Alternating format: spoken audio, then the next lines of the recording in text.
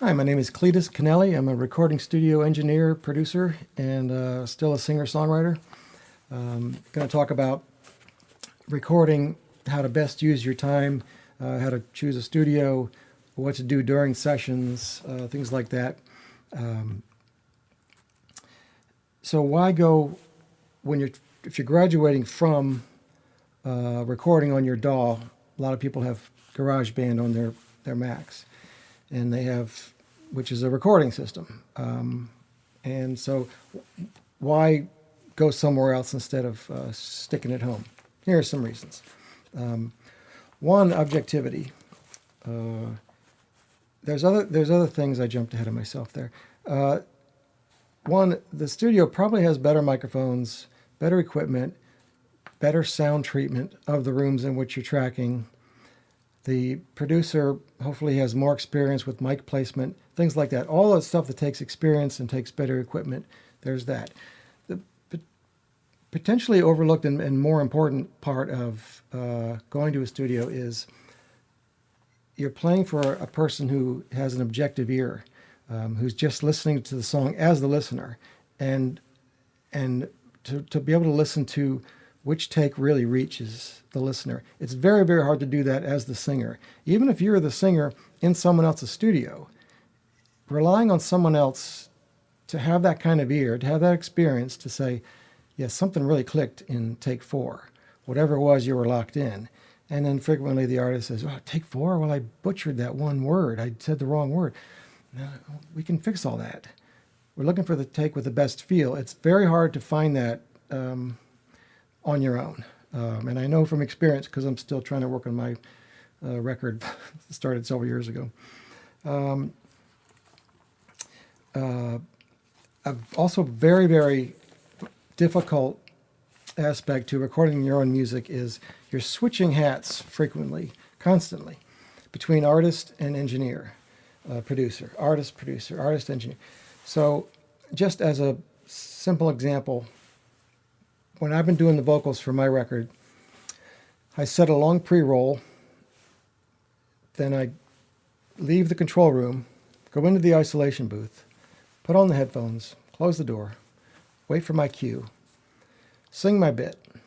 Okay, I did okay. Now I'm gonna do another take.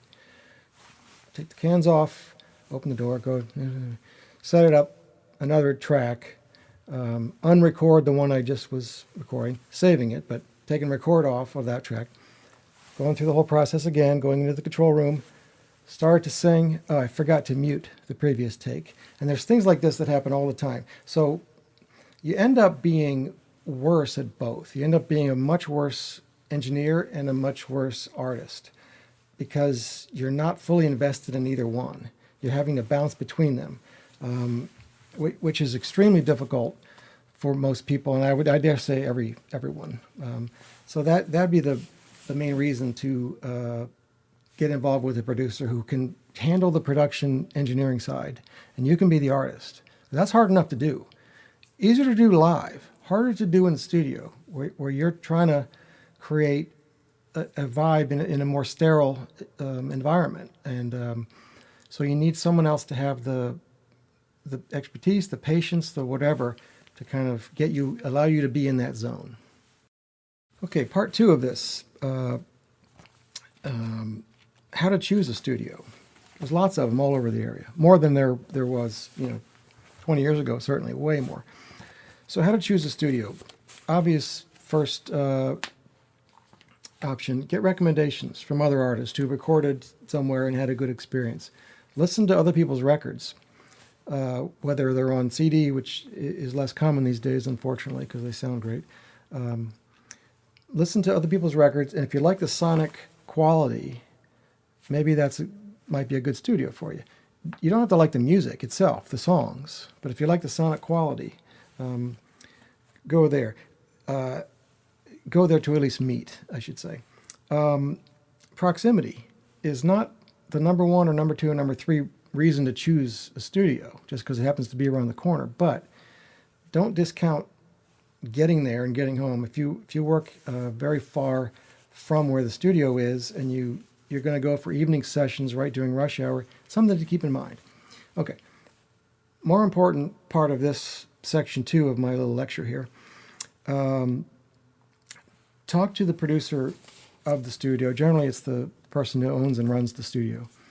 At least have a phone conversation with them about their studio, about their style, about their whatever. If possible, if they'll make time to meet with you in person at the studio, that's the best way to go, because you're getting a sense of who you'll be working with, and you'll get a sense of the space in which you'll be working, which, and I'll talk about visualization in a little bit later here, but if you're in that space and you say, yeah, it feels like I could make some records here, that's a good sign. If you meet the producer and you feel like, I'm not sure this person will really allow me to make the record that I want to make. Maybe the producer's a little more dictatorial with things. And if you want someone, if you go in saying, I don't know what I want, just want it to sound good, and you want someone to totally take the lead, be clear with that so that the producer knows that's their job with this client, is to really take over. Other times it's the exact opposite. You're being asked to be the engineer, to get good takes, to know how to capture them, to know how to EQ them, to mix them, etc. But the band or the artist already knows what they want it to sound like, and your job is to get it to sound that way. So find a producer that you feel like you could work with in a space where you feel like you could get some good work done. So yeah, bottom line on that, is the producer going to be someone who is going to be able to listen to your vision for what you want, as it is before the session and as it continues to evolve during the making of the record? Is this someone that can help you realize your vision? That's an important part of working with somebody as a producer.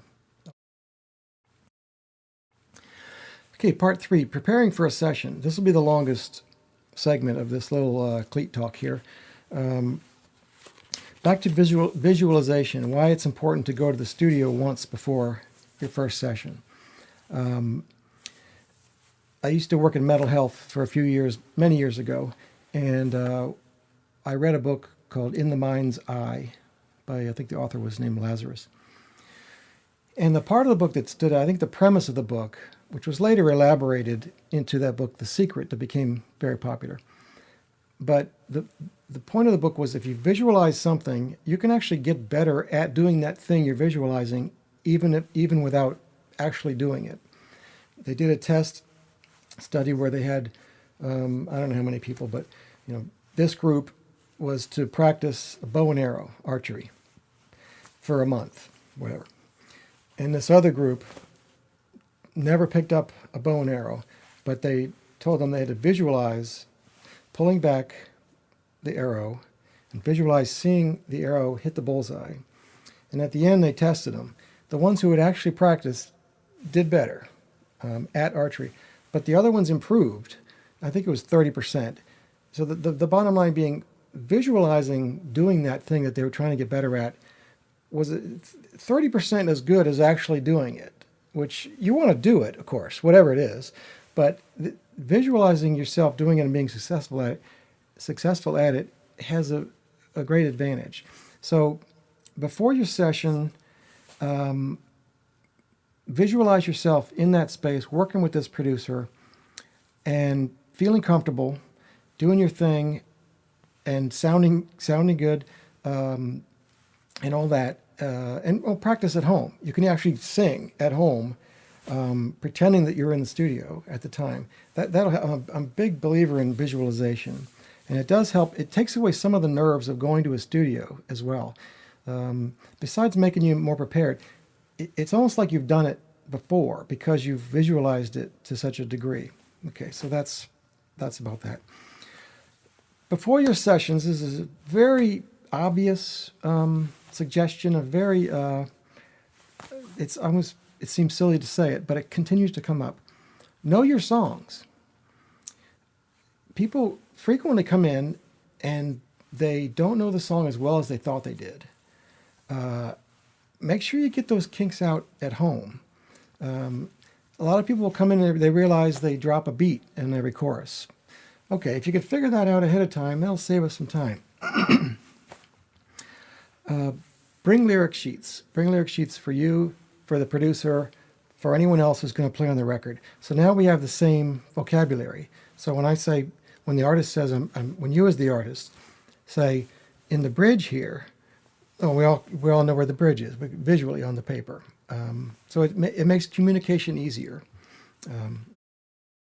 So when you print out the lyrics for you, for the producer, for anyone else, if you only do for you, fine, but please print it on a sheet or get a big tablet, because I've had people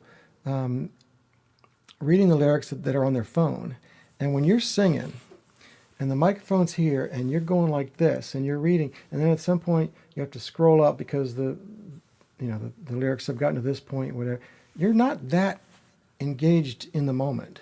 You're using this technology, you're oftentimes pulling your mouth away from the microphone and then remembering and getting back, and these are great, but they ain't for tracking reading lyric purposes. Try to use the lyric sheets as a safety blanket. Now, I have a music stand in the isolation booth. It's there most of the time. Most people use it. I use it if I'm singing, in most cases, and definitely if I'm singing harmony for somebody, I'll use a lyric sheet. But try not to be reading it during your performance. It's there just in case you have a nervous moment and I can't remember how the next section starts. Well, you have your sheet there and you can see. But to sing the whole song reading it as you're going, you're not in the moment, and it will come across to the listener. They may not know how to articulate that, but they're not as drawn in because you're not able to really be in it. You're kind of out there. You're mostly singing, but also kind of reading.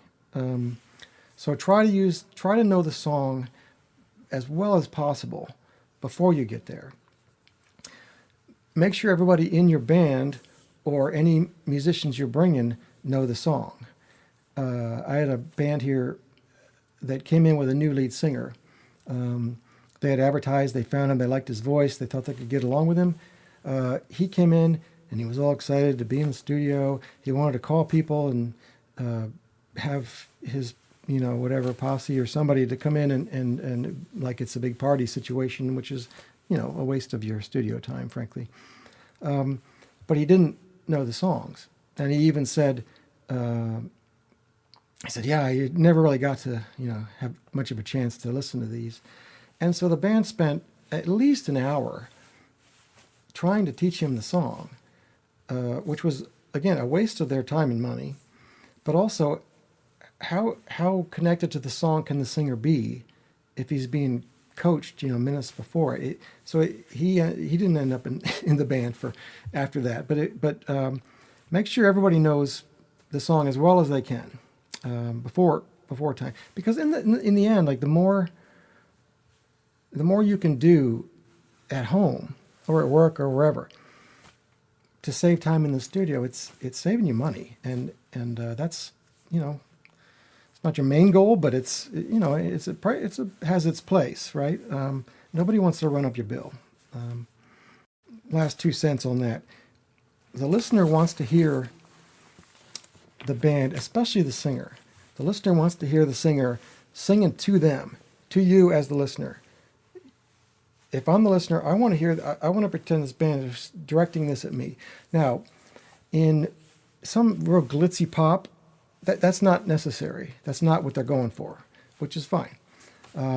People want the vibe of the song. They want to be able to dance to it. They want whatever. It's not essential to the listener to know that this singer is really directing this towards me. But if you're watching this video, you're probably connected with the Songwriters Association of Washington, or you found it on my website later. You're probably a person who sings and writes songs. Maybe not in the singer-songwriter genre, but rock, country, folk, whatever you want to call it. You're writing a song to communicate to people.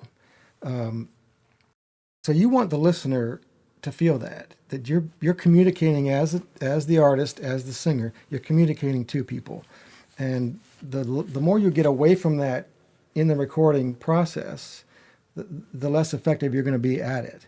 So try not to use your lyric sheets as necessary. Try to treat them as a security blanket. One of the things you can do at home is practice to a click track, also called a metronome. You can get one on your phone, on your tablet, your laptop, whatever. It is very difficult, if you're not used to it, to play to a click track. And we'll talk about why play to a click track, not why it's difficult. Why to play to a click track. But if you can avoid that learning curve in the studio by doing it at home, it saves you some time. Try to have some basic idea of the tempo of the song. Figuring that out with your metronome, again, on your phone, your tablet, whatever. Figure out that it's 122 beats per minute, whatever. And so come in with that guideline. Very frequently, I don't know why, I just know it happens very frequently. The tempo you found at home is slightly different than what you end up with in the studio. I wish I could explain why it is. It's happened to me as an artist. It happens to me as a producer. And allow that to happen if you're the artist. As long as you agree that the song feels better in this tempo, this different tempo than you came in with. It's usually not much. Somewhat recently, I had a client who was really always pushing the beat and was always kind of rushing ahead and then pulling it back to get back on the beat. And so I said, it feels like you want the song to be faster. Is that what let's talk about that, whether you want that or not. It doesn't necessarily mean that. It could be the person wants it to feel like that it's always pushing the beat. But if it's worth looking at, would this sound more comfortable a couple of beats per minute faster? And if that happens, yeah, say, okay, let it evolve. Now, as singer-songwriters, especially those of us who aren't in bands, you're writing the song by yourself. We write songs occasionally that have choruses at a very different tempo than the verse without knowing it. A lot of times the chorus is a little faster for a lift. You want a lift there, especially if you're a solo artist. You want a little boost. We can do that in the studio other ways. You don't need to change the tempo. There was a story told to me that I've then related to clients. It was told to me by a producer who told me that a producer told him years ago, until you get the listener to do this, tap their foot, whatever, you can't do anything. But until you get them to do this, after you get them to do this, you can do whatever you want. Point being, when you're playing at a consistent tempo, the listener can tap their feet and be a part of the song. Once you change that tempo, the listener's kind of taken out. They might still be listening, but they're not a part of the song. Now, if it changes and then stays at that different tempo, they can get back into the song. If there's no reason that you want to change the tempo there, don't. Now, classical music has different movements, and it can have a radically different tempo in the next movement, even a different time signature at times. There is rarely in the pop world or the mainstream music world do you want to have the chorus a lot faster and then come back down. There was a 10,000 Maniacs song called Jezebel that I liked. I liked the whole record, but I haven't actually tapped it out, but I'm pretty sure the chorus goes way faster and then slows way down. Faster in the chorus, slows down the verse. And I like the song, but I know as a listener, yeah, it's proven true. I'm not as much I'm listening to you tell me a story, but I'm not as much a part of the song. That was clearly done for effect. It's a dark song, and maybe it's meant to make you feel a little unsteady, uneasy. But in general, you want people to be able to tap their foot to the song. Then the listener is part of the song. So now, other benefits to that. I'll go back. If you for those of us, if you find you have written a chorus that's faster than verses, and if you want to find a tempo that does work for the whole song, you'll probably find you have to play the slow sections a little faster and the fast sections a little slower. Meet in the middle.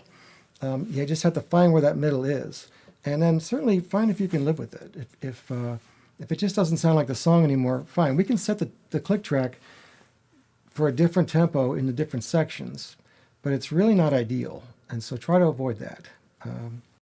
I was playing a song years ago once, and I knew that the chorus, probably at a different tempo, definitely a different groove, possibly doesn't even belong in the song, because the sort of a bluesy song that turns into a folk song. And I was performing it live, and I saw someone in the front row tapping her foot. And then I got to the chorus, and her foot stopped. And I just happened to notice, and I thought, oh, there you go. She was in the song, and now she's out. She was still listening, looking straight at me, but she wasn't part of the song anymore. So that has rung true many, many, many times for me, and it rings true for, I think, everybody who does studio production. So, bottom line of everything I've said so far, the more prepared you are for a session, the more you know the songs, the more relaxed you are, the more you've done everything you can to be ready for it, the better result you'll be. Not only will you spend less time on things, your comfort level will come across, and you'll end up with a better product because you did what you needed to do at home or work ahead of time. Here are some things to keep in mind while you're in your session. 1, make the space feel artistic to you. Now, I've kept that in mind building the studio space with choosing a color, with stringing lights and whatever else, so that it feels not like a sterile environment. It feels like an artistic environment. Do whatever you need to do to enhance that for yourself. Now, when I did my first record years ago, I brought a candle in. I had the candle at every session if I was tracking my guitar and my vocal. For whatever reason, that candle just helped me reach a little more of a chill place.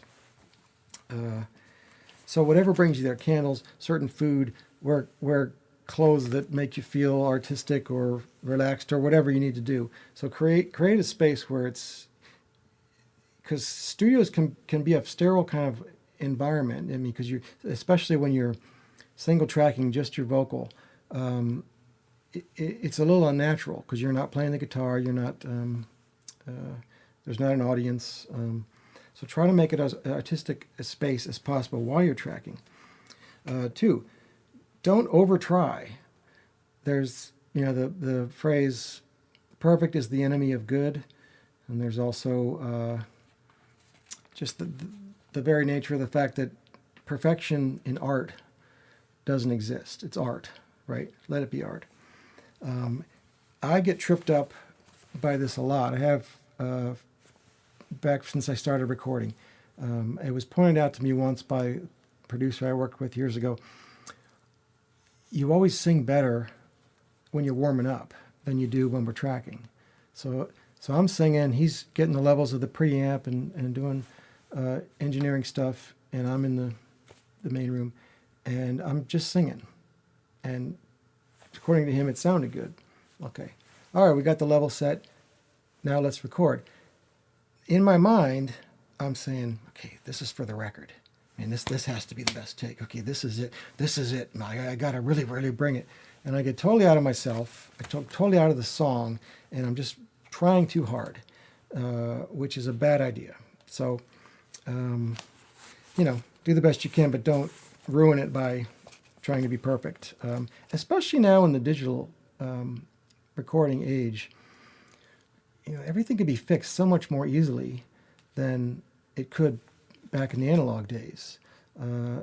So try not to make it perfect. Just try to make it real and honest, and try to bring to the song what you believe the song is meant to convey. So, very important. This keeps coming up with people, no matter how much I nag them ahead of time, get the right headphone mix. Especially if you're the singer. It continues to happen occasionally where someone will say after take 3 or 4, "Hey, yeah, I'm sorry, I can't even hear myself in headphones." I'm like, well, say that right away. If you're singing the first take, stop singing and just say, "Hey, I can't hear myself. We'll start over," or we'll just keep rolling and we'll come back. If you can't hear yourself, we all know it's hard to sing on pitch, unless you have perfect pitch, which most people don't. It's hard to sing on pitch if you can't hear yourself. It's also hard to sing on pitch if you can't hear the pitch reference that's the piano or the guitar or whatever instrument is the bedrock of the song. So make sure you can hear both. A good trick that comes up a lot, pull off one headphone, one can, a little bit, so you can hear yourself acoustically, which you're used to hearing yourself at home, but you're also still hearing yourself and the rest of the mix in the headphones, so you're able to stay in sync with everything and on pitch. But that helps a lot. So yeah, making music recording music is a collaborative process. It always is. And it should be. It's you as the artist, it's other members, other musicians who are working on it, it's the producer, it's everybody. Speak up, right? Say what you need. If you're not getting what you need, say, "I need this different. I need to hear more of this in headphones," or whatever, or "I don't like the direction we're going. I want it to be this way." Speak up. Unless you are the rare case where you say, "I have these songs, I have no idea what to do with them. Just make them sound great as you want." Okay, well then now I know I'm in charge and I have to do it, make all the decisions. And we can do that. But it's best when you relate your vision for the music to the producer, and the producer can then articulate that into how to work the equipment to achieve that. So as you're collaborating, be flexible to the song's evolution in the studio. Sometimes it goes exactly the way we planned. Other times it takes some little side roads that turn out to be really exciting. If one person sings a harmony we didn't expect, it gives a different twist to the music. And if we like it, great. Okay, let's let it be that. Very often with musicians, very often with bass players, bass and percussion, drummers, can really change the vibe of a song. If it changes the vibe of the song the way you want, great. If it doesn't, speak up. We'll make it go the other way. But allow the song to become what it becomes in the studio, regardless of, without any rigidity to what you expected it to sound like. If you like the way it went, great. That's part of why you work with people. It's partly why you don't do it all by yourself at home. A word about technology. Auto-Tune, Mellotron, these other, Elastic Time. There's some fantastic technology that does speed things up. Two points I want to make. One, don't rely on it. People who've not recorded, usually they're not the artists. Usually they're radio listeners. And they say, "Oh yeah, I heard you don't have to even be able to sing or play your instrument anymore, right? You just go in and well, technically that's true. Is that what you're going for? Most cases, no, it's not what you're going for. So the technology is there to speed up edits that you would have had to do much more laboriously in analog. So don't rely on it, but don't be offended by it. Almost nobody doesn't need a little nip and tuck with their pitch. And it doesn't make you a bad singer if we have to pitch correct some of your notes. Now you can get greedy with it and do it on the whole song, and it gets a little too glossy, and the personal touch of it is erased, and we don't really want that in most cases. In most genres, you don't want that. Again, with the glitzy pop, fine. That's that works well in that genre, but that's not what most of us here are going for. So I had a band come in once, and as we're doing pre-production, and they're explaining how they want it to go, one of the members says, and we don't want auto-tune, we just want to keep it pure, we don't want any of that stuff. And I said, fair enough, but just so you know, it wasn't pure before. Now, in the 4-track days, early Beatles records, yeah, they were 4 extraordinary musicians, artists, and they had to get it right because they only had 4 tracks. Once you got to 24-track 2-inch tape, there was a whole lot of editing and fixing going on. The difference between then and the digital age is when I sang a note that was off pitch enough to where we wanted to fix it, we would run through that section, and when that word came in, the producer would click record, unrecord, just to get that section. Now, whatever was there before is now gone. So if it's worse now after the fix, we need to do it again. So you do it, you punch in here and there, you flubbed a word. Okay, let's fix that. But with 24-track, you could say, well, you sang it really well on take 3. We'll take from there. And you end up consolidating these different takes onto one track of analog, and then you can record over the other ones. Now, it's less of a quilt, because vocal takes back then were a quilt of, the final vocal take would be a quilt of different takes and different punch-ins to fix things. Now, if you have one take, if take 4 was just, the singer was right in there, but there was a missed word, there was a pitch flub or whatever, I can grab that word from another take and put it in there, easy peasy.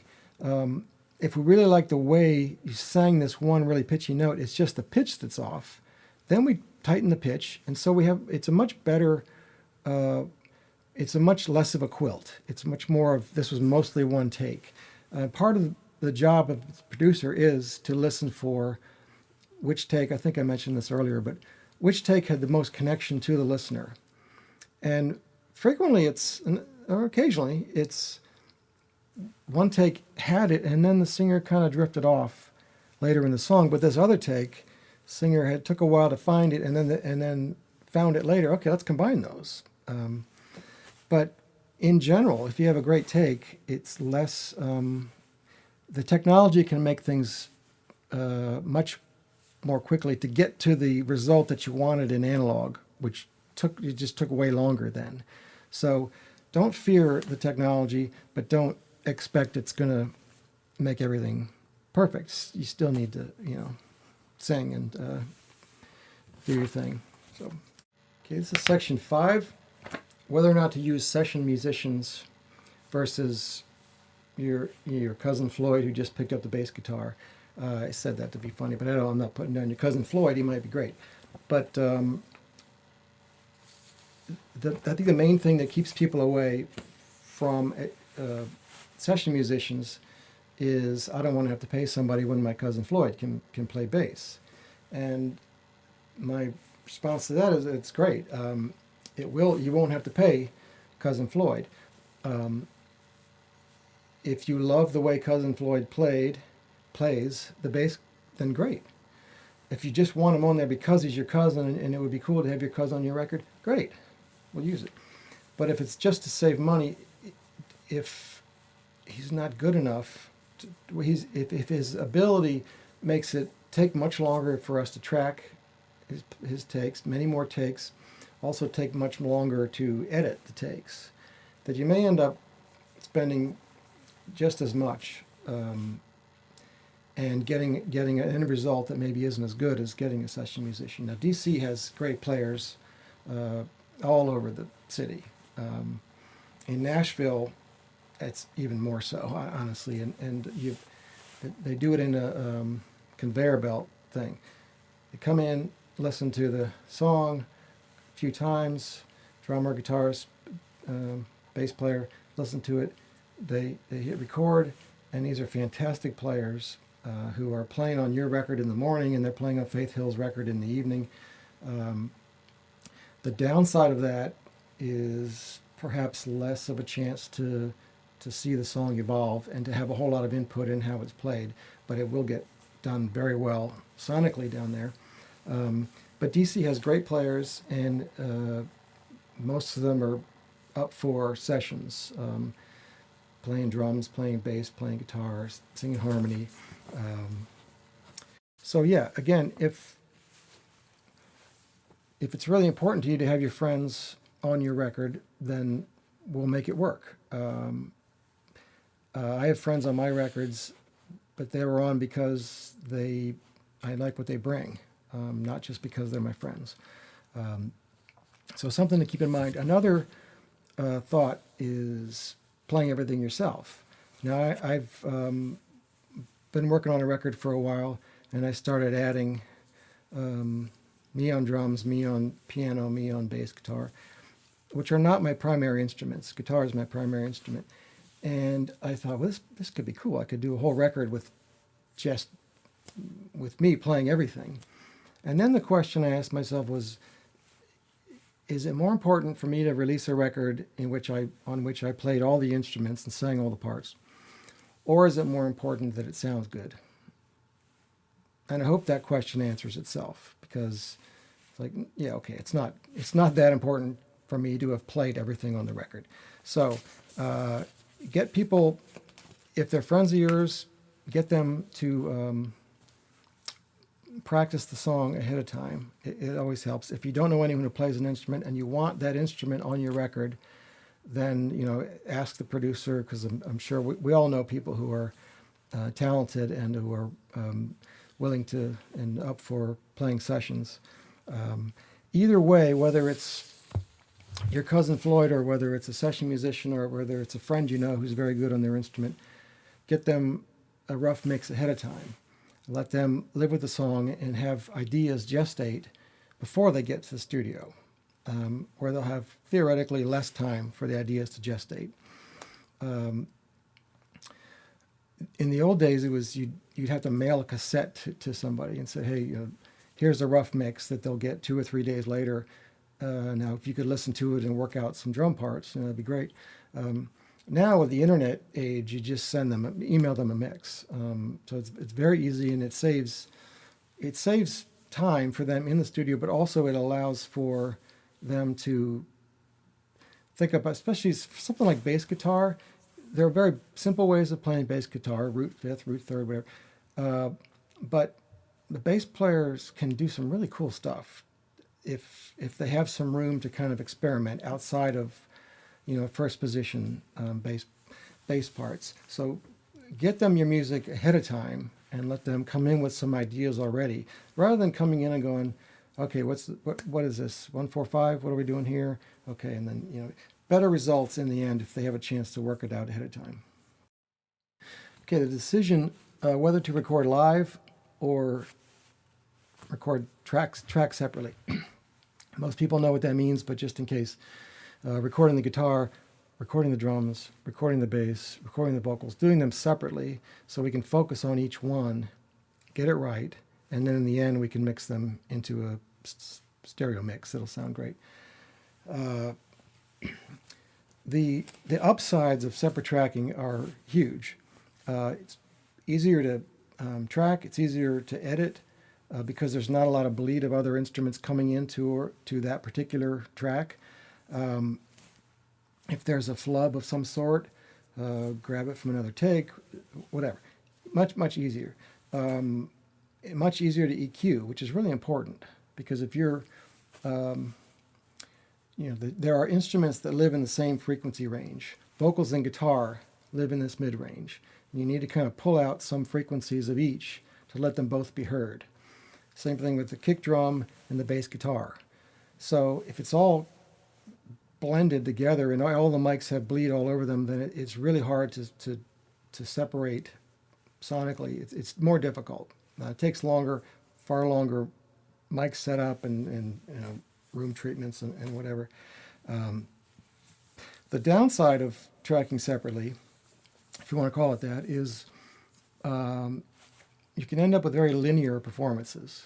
Where if you're the guitar player and it's, you know, G, C, D, okay, here's where I play G, here's where I play C, here's where I play D.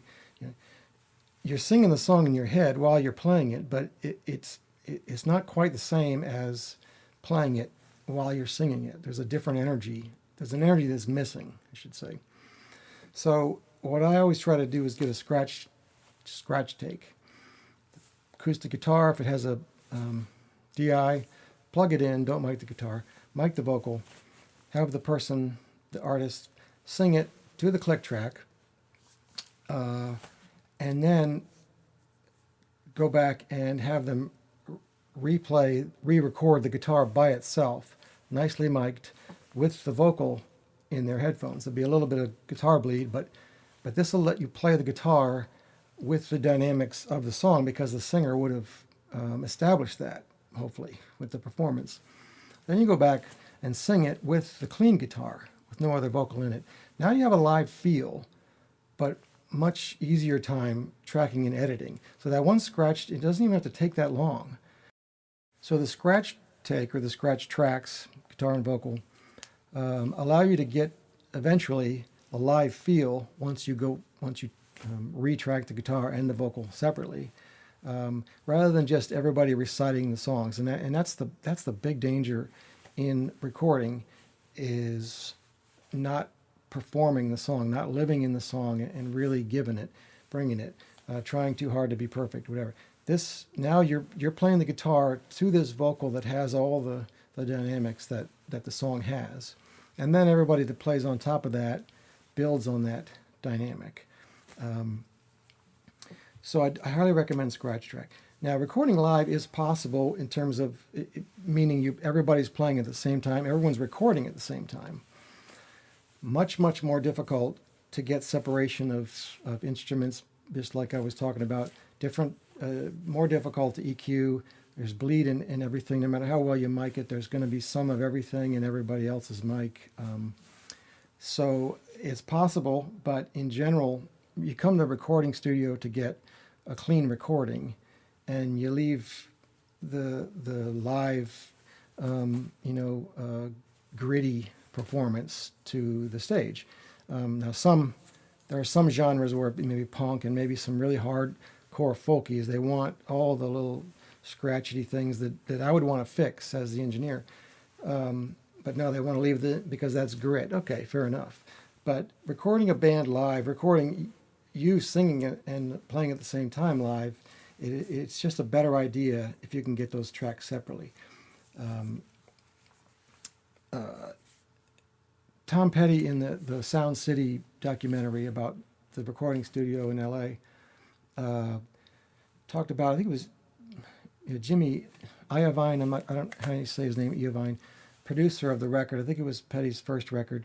The band would play it and they were tracking it live, and Jimmy would say, no, it's not right, do it again. No, it's still not right, do it again.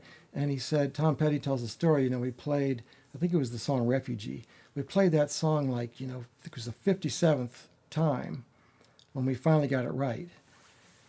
And, it was being praised as that's the way to go. And I'm sitting there going, okay, that's the way you want to do it.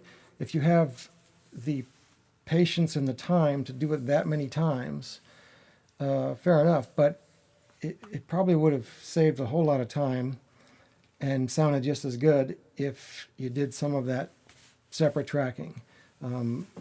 Maybe treat the initial performance as a bit of a scratch track, but in most cases, you don't go to a recording studio just to play live. It can be done. I've done it here. I know there are companies that will show up at your gig and record you live. It's not something I do, but and I get it. Some live records can be very cool.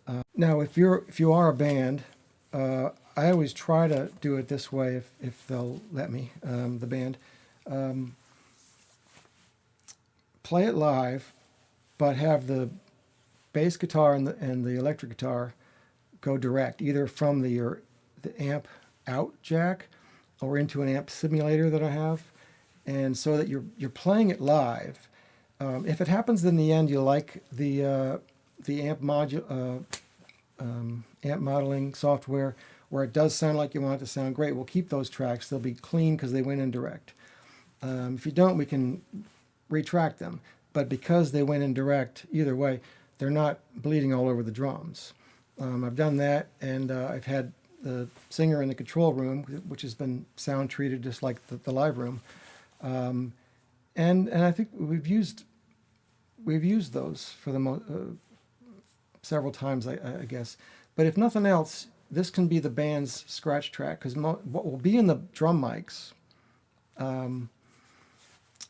will be the drums, because the singer will be in the control room here.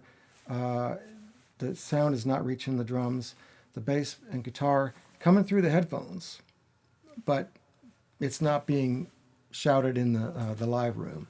So that's a way to record live, get a live feel with some trickeration. Okay, in the end, with recording, it's smoke and mirrors.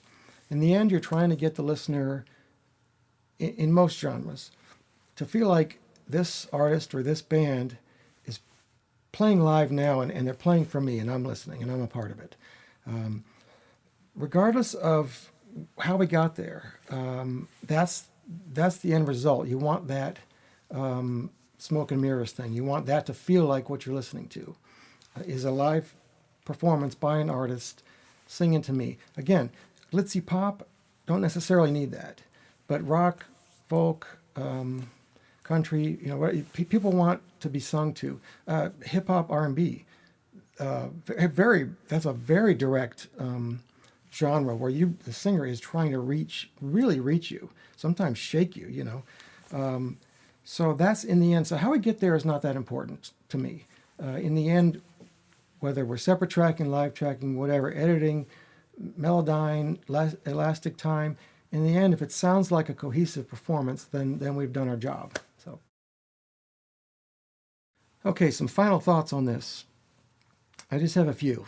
We're almost done. You could probably see the time at the bottom of the screen here. Don't fear failure. Easier said than done. But in the studio, if you have an idea, throw it out there. If we end up not using the idea, great, whatever. If it's a great idea, great. Try things. Try singing it differently. Try hitting, even if the moment comes to you, the thought comes to you right before your time of singing the lead, your mind says, I want to go high there. I may not be able to reach that note, but I'm going to do it. And don't be embarrassed if it doesn't hit that note, or if you tried something else and it was a complete disaster, whatever. No one's judging you in the studio. Now, my job is to listen, and I guess you'd call this judgment, but okay, that was a really pitchy note. We'll have to fix that. But it's not me saying, "Oh my God, I can't believe the person sang that." That's so, and we all do it. I've been doing this a long time, artist and producing, and I still, if I'm singing harmony for somebody, whether it's here or another studio, and I sing a clangor of a note, there's this impulse to say, "Oh man, ooh, wow," out loud, and it's a way for me to say, I think it's true of most people. It's a way for me to say, as this person who made this big mistake, I know I sang a bad note, and I know I can do better. So don't judge me, right? That's the knee-jerk reaction to that. Try not to worry about those things, because no one is judging you, and we have to encourage each other to try stuff, to try whatever comes into your mind. Try the way you sing it. What if I shortened the bridge or whatever, and just to have ideas. And if your ideas don't end up being used on the final track, well, great. We liked it the way it was before there was this change. It's fine. So, and I can go on and on about that. And I have the same. I have to get over that thing too, as a producer, where I can say, hey, what if we went here? And I need to say it in a way that the artist is free to and feels comfortable saying, oh, no, I don't like that idea. And I don't have to feel embarrassed. It was an idea that came into my head. I said, what about this? If it's not an idea that's used, okay, that's easy to live with. What's not easy to live with is I should have spoken up, holding an idea in, or having a recording that is a little more static than it could have been because you knew you weren't taking chances. I have two analogies that I bring up a lot in the studio.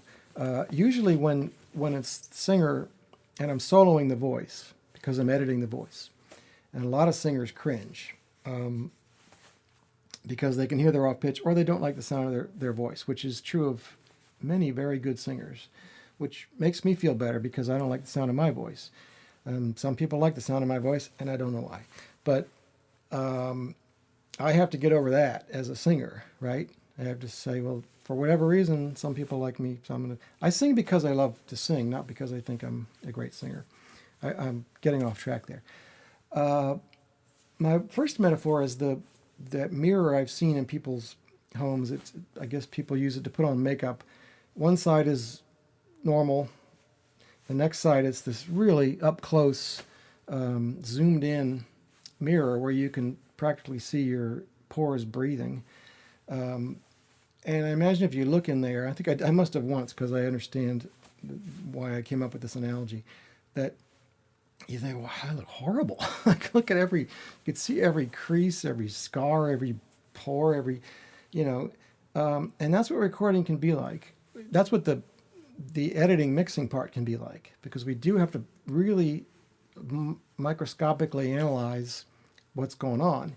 And if it's your playing or your singing that's being microscoped, it can be uncomfortable.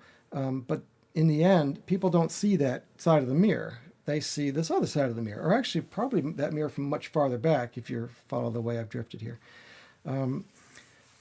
The other metaphor that comes up a lot is when people cringe along the way of how they sound or whatever, because many artist types are very, very self-critical. And we can really start beating ourselves up. So I use the metaphor of the wall. You can't see it here, but the wall in the main room, the live room. I painted that one large section of the wall 3 times before I got it to the right color. I had brought home a bunch of swatches of different colors. I realized, well, I can't decide based on a little square. So I bought a quart, painted this one wall a little too dark. Got a second quart, a little bit lighter, just a little bit too dark. Got a third quart, probably got a gallon at that point. Painted it, yes. That's a color I can look at for the next 25 years. Now, how that wall became this pretty green wall started off with cinder block, which I painted with this very intense paint to keep moisture out, then plastic, then 2x4s, then insulation, some of it pink, some of it yellow because I got it free on Craigslist, then more plastic, then drywall, then joint tape, joint compound, sanding, priming, painted. Now it's a pretty green wall. Now, if someone had come in along the way and said, "Oh man, your wall looks terrible. This is going to be a studio." I would say, "Well, it's not done." So don't judge yourself along the way. All that matters is how it sounds at the end. I don't look at this wall and think, "Man, it's really ugly under there." Doesn't matter. It doesn't matter how we get to it being a pretty green wall. It doesn't matter how your recording sounded along the way before it was mixed and edited and maybe auto-tuned a bit and you added other instruments and then they were edited and mixed. All that matters in the end is the way it sounds at the end. So try not to get too uptight during the process, because we will, in all likelihood, end up with a pretty green wall at the end of it. So in terms of making your own record, this is a final thought. I don't mean making it at home yourself, but making your own record. Make sure it's the record that you want to make at the time. Listen to producer suggestions, listen to friends' feedback, listen to other musicians who play on it. But in the end, make sure that you're heard. I think I meant to bring this up earlier, but speak up. If my job is not to tell you how to do it, unless that's what you're asking me to do, then I will. But my job is to figure out what your vision is and enable that and make it happen. So if it's not going in a direction that you want, speak up. Don't in the end regret not saying something. Now, people who have been doing the producing job for years have experience, they have ideas, probably a lot of them are good ideas. Listen to them, but don't let them be the final word if it's not really what you want. My first record, if I redid it today, I would change it a little bit. I would put one more up-tempo song on it and take one of the maudlin songs off of it. It would have a little more balance. But that's the record I wanted to make at the time. So I don't regret anything about it because that's what I wanted to say at the time. So make sure that you're allow your project to evolve in the studio, but in the end, make sure it's what you want, in the end. So let's be artistic. Let's be as fearless as we can be, and let's keep making music. And thank you so much for watching this to the end.